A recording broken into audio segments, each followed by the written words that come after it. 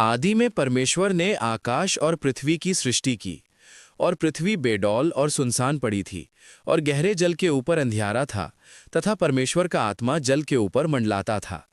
तब परमेश्वर ने कहा, उजियाला हो, तो उजियाला हो गया। और परमेश्वर ने उजियाले को देखा कि अच्छा है, और परमेश्वर ने उजियाले को अंधियारे से अलग किया। और परमेश्वर ने उजियाले को दिन और अंधियारे को रात कहा, तथा सांझ हुई, फिर भोर हुआ।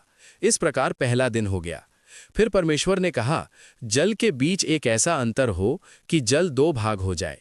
तब परमेश्वर ने एक अंतर करके उसके नीचे के जल और उसके ऊपर के जल को अलग अलग किया, और वैसा ही हो गया। और परमेश्वर ने उस अंतर को आकाश कहा, तथा सांझ हुई, फिर भोर हुआ।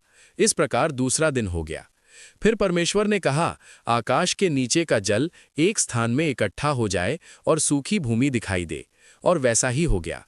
और परमेश्वर ने सूखी भूमि को पृथ्वी कहा, तथा जो जल इकट्ठा हुआ उसको उसने समुद्र कहा। और परमेश्वर ने देखा कि अच्छा है।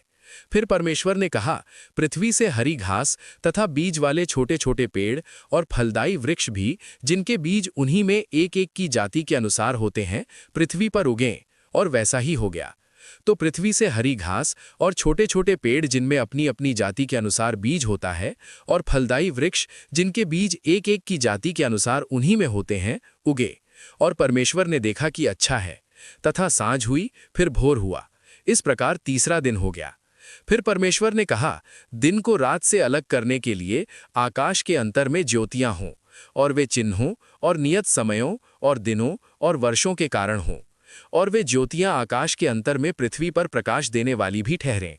और वैसा ही हो गया। तब परमेश्वर ने दो बड़ी ज्योतियां बनाईं। उनमें से बड़ी ज्योति को दिन पर प्रभुता करने के लिए, और छोटी ज्योति को रात पर प्रभुता करने के लिए बनाया, और तारागण को भी बनाया। परमेश्वर ने उनको आकाश के अंतर में इसलिए रखा कि वे पृथ्वी पर प्रकाश दें, तथा दिन और रात पर प्रभुता करें, और उजियाले को अंधियारे से अलग करें। और परमेश्वर ने देखा कि अच्छा है। तथा सांझ हुई, फिर भोर हुआ। इस प्रकार चौथा दिन हो गया। फिर परमेश्वर ने कहा, जल से जीवित प्राणियों से बहुत ही भर जाए, और पक्षी पृथ्वी के ऊपर आकाश के अंतर में उड़े। इसलिए परमेश्वर ने जाति जाति के बड़े बड़े जल जंतुओं की और उन सब जीवित प्राणियों की भी सृष्टि की, जो चलते फिरते हैं, जिनसे जल बहुत ही भर गया, और एक एक जाति के उड़ने वाले पक्षियों की भी सृष्टि की। और परमेश्वर ने देखा कि अच्छा है। और परमेश्वर ने यह कह के उनको आशीष दी कि फूलो फलो, और समुद्र के जल में भर जाओ, और पक्षी पृथ्वी पर बढ़ें। तथा सांझ हुई, फिर भोर हुआ। इस प्रकार पांचवां दिन हो गया। फिर परमेश्वर ने कहा, पृथ्वी से एक एक जाति के जीवित प्राणी, अर्थात घरेलू पशु और रेंगने वाले जंतु, और पृथ्वी के वन पशु जाति जाति के अनुसार उत्पन्न हों। और वैसा ही हो गया। सो परमेश्वर ने पृथ्वी के जाति जाति के वन पशुओं को, और जाति जाति के घरेलू पशुओं को, और जाति जाति के भूमि पर सब रेंगने वाले जंतुओं को बनाया। और परमेश्वर ने देखा कि अच्छा है। फिर परमेश्वर ने कहा, हम मनुष्य को अपने स्वरूप के अनुसार अपनी समानता में बनाएं, और वे समुद्र की मछलियों और आकाश के पक्षियों और घरेलू पशुओं और सारी पृथ्वी पर और सब रेंगने वाले जंतुओं पर अधिकार रखें। तब परमेश्वर ने मनुष्य को अपने स्वरूप के अनुसार उत्पन्न किया।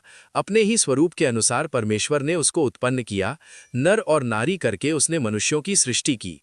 और परमेश्वर ने उनको आशीष दी, और उनसे कहा, फूलो फलो, और पृथ्वी में भर जाओ, और उसको अपने वश में कर लो, और समुद्र की मछलियों तथा आकाश के पक्षियों और पृथ्वी पर रेंगने वाले सब जंतुओं पर अधिकार रखो।